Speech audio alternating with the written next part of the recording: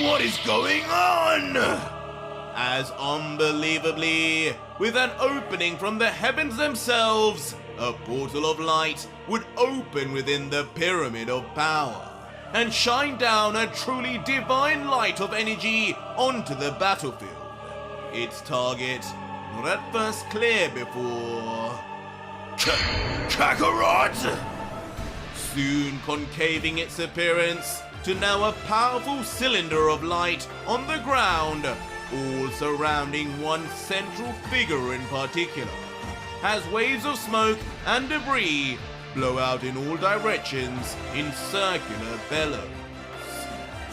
And in a shocking sight, once we look deeper into the light, as if being summoned and revived by the gods above, Goku's lifeless unconscious body is seen dragged upwards into the sky.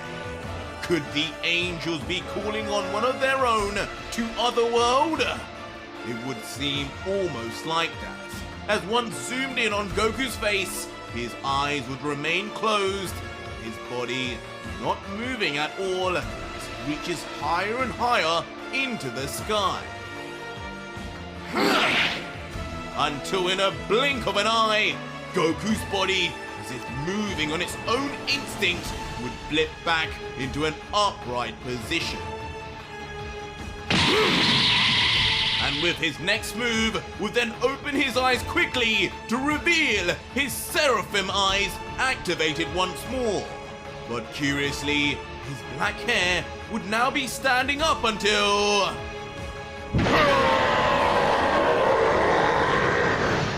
With a vicious roar, unlike any heard from Goku before, Goku's hair would turn a bright cyan blue to match his eyes, as unbelievably, a white angel wing bursts forth from his right shoulder, as our hero finally ascends to a level above just seraphim.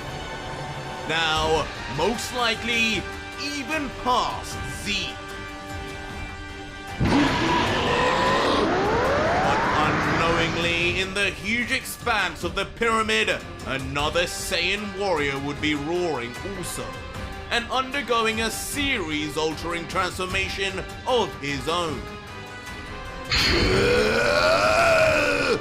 As astonishingly, Vegeta too would transform, but in his own unique way, as a dark purple scar runs down one side of his face, similar to Vegeto's, but out of his left shoulder, a dark demon wing would emerge to match Goku's, and it would seem the prince's transformation would just be beginning.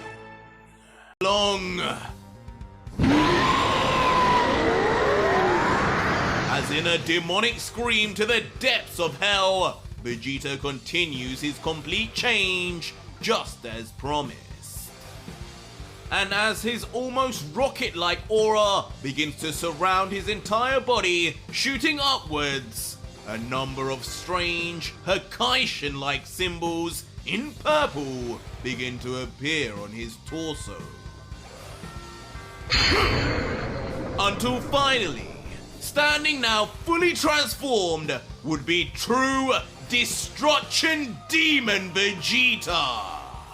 Now with 2 scars running down his face, 5 symbols across his chest, 1 black wing, and a slathering of dark, demonic energy that covers his entire body, there would be one more key change, not visible from this distance. Broly! As finally, when we get a deeper look into Vegeta's deep, almost purple-pink eyes, there now appears to be their very own symbols, just like Seraphim Goku had in his.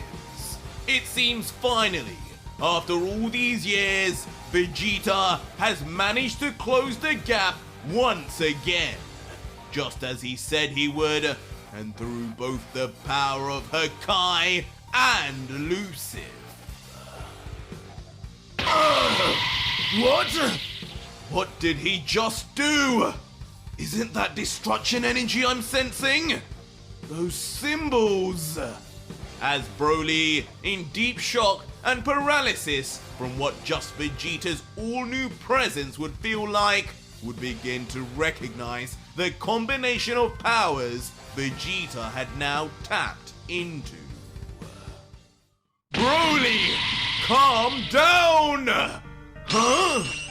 But it would not be long before a familiar angel in the form of Callmearj would talk to Broly from within, showing to us all that when Broly came out of Vegito, it was indeed with all his fused powers intact. As Callmearj would explain, "Do not fear, my student. All that power is not just from the great demon. Vegeta is mixing in his destroyer training. You may have been defeated, but you are still the chosen god of destruction of Universe 7. Tap deep within and unleash your own Hakaishin powers, Broly! Do it!" And on command of his former master, Broly would immediately change his mannerism, gritting his teeth wildly like an Uzaru as his power begins to rise.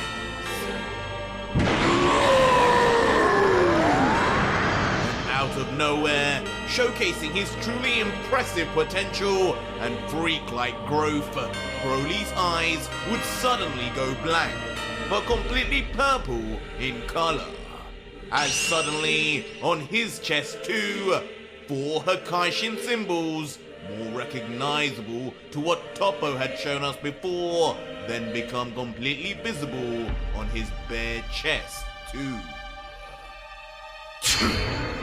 And just like that, Broly would ascend himself to the legendary Angel of Destruction, combining his Hakaishin training with his angel powers to try his best to keep up with Vegeta's rapid progression. As standing tall with an emotionless look, he would let out, "It's been a while since I had to utilize much of Hakai. Not since the days Whis trained me. But I guess in the end, it's only through both of your trainings, Callmearj, that my full potential would be unleashed." To which a smiling proudly Callmearj from within would just say, "That is correct, Lord Broly. Brother Whis' training will live on through you. Show Vegeta the difference between a mere user of Hakai and a fully fledged destroyer." Yes, Broly! But surprisingly, overjoyed with the development would actually be Vegeta, who with wide eyes and a giant grin would proclaim, "That's the way, Broly. This isn't the limit for either of us. As long as Kakarot continues to grow stronger, so will I. Push me even further, because I'm far from done yet." And immediately, just like that in a split scene, both newly transformed, one-winged Saiyans would rush straight at their training partners, one utilizing the power of the angels, while the other taps further and further into the power of the demons, with a hint of the destroyer's energy included too. But ultimately, both with exactly the same purpose, to surpass each other and make Ultra Vegito as strong as physically possible. Come! So you finally went even further beyond. This should be fun! As in response, both Broly and Vegito would then just prepare themselves, each getting into their signature fighting stance, just waiting to counter their respective Saiyans.